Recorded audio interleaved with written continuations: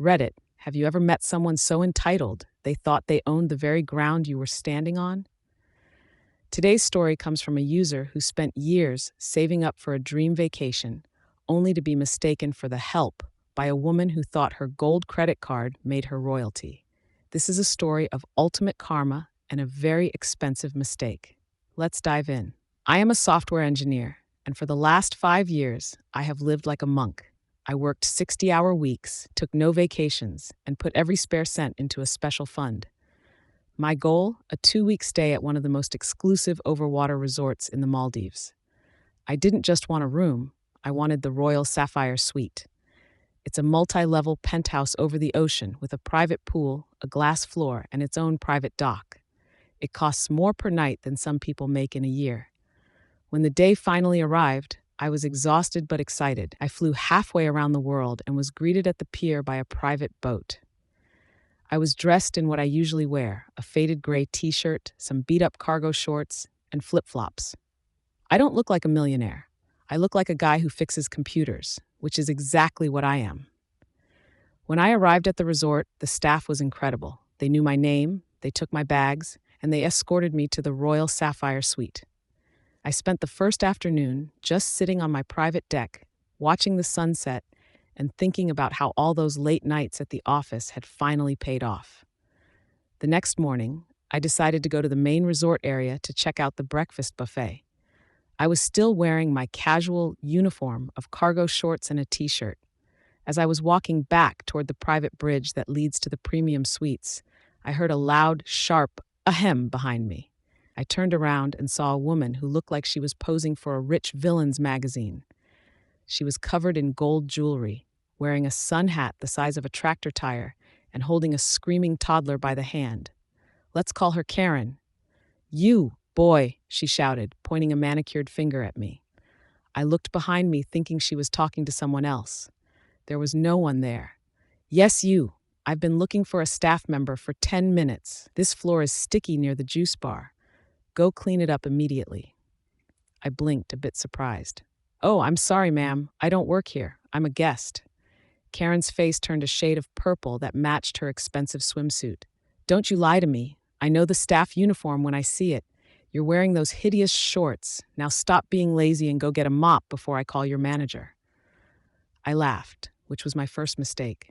Lady, I'm staying in the Sapphire Suite. I'm just going back to my room. Have a nice day. I turned and started walking across the private bridge. This bridge has a large sign that says private access, premium guests only.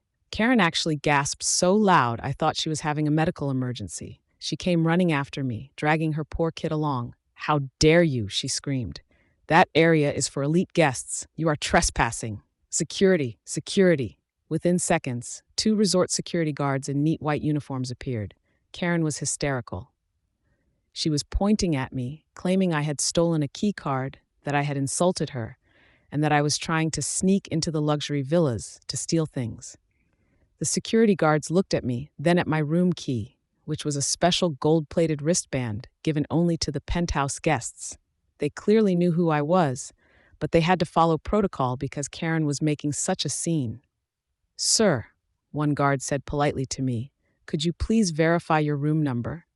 Room 001, the Royal Sapphire, I said, holding up my wrist. Karen let out a screeching laugh. 001? That's the most expensive room in the resort. This hobo couldn't afford the napkins in that room. He's lying. Check his pockets. He probably snatched that wristband off a real guest's table. The guard scanned my wristband with a tablet. His eyes went wide. Everything is in order, Mr. Harrison. We apologize for the interruption. But Karen wasn't finished. She grabbed the guard's arm. You're in on it.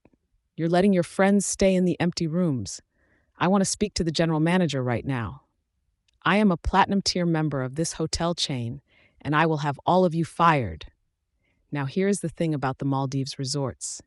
They take guest peace very seriously. The general manager, a very calm Swedish man named Lars, arrived about 10 minutes later. We were all standing at the entrance to the private bridge. Karen went off. She spent 5 minutes lying through her teeth. She claimed I had pushed her child, that I had used profanity, and that I was a homeless squatter, ruining the atmosphere of the resort. Lars listened patiently. Then he looked at me.